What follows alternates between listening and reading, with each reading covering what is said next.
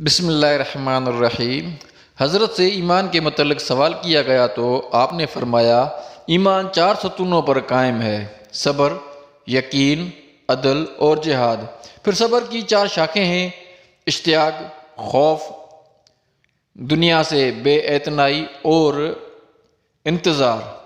اس لیے کہ جو جنت کا مشتاق ہوگا وہ خواہشوں کو بھلا دے گا، اور جو دوزخ سے خوف کھائے گا وہ محرمات سے کنارہ کش کرے گا، اور جو دنیا سے بے اعتنائی اختیار کرے گا وہ مصیبتوں کو سہل سمجھے گا، اور جسے موت کا انتظار ہوگا وہ نیک کاموں میں جلدی کرے گا۔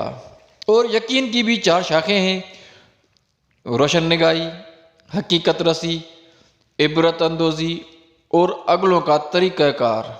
چنانچہ جو دانش و آگاہی حاصل کرے گا اس کے سامنے علم و عمل کی راہیں واضح ہو جائیں گی، اور جس کے لیے علم و عمل آشکار ہو جائے گا وہ عبرت سے آشنا ہوگا، اور جو عبرت سے آشنا ہوگا وہ ایسا ہے جیسے پہلے لوگوں میں رہا ہو۔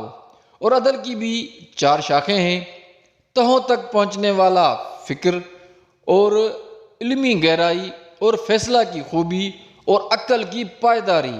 چنانچہ جس نے غور و فکر کیا وہ علم کی گہرائیوں سے آشنا ہوا، اور جو علم کی گہرائیوں میں اترا وہ فیصلہ کے سرچشموں سے سیراب ہو کر پلٹا، اور جس نے علم و بردباری اختیار کی اس نے اپنے معاملات میں کوئی کمی نہیں کی، اور لوگوں میں نیک نام رہ کر زندگی بسر کی۔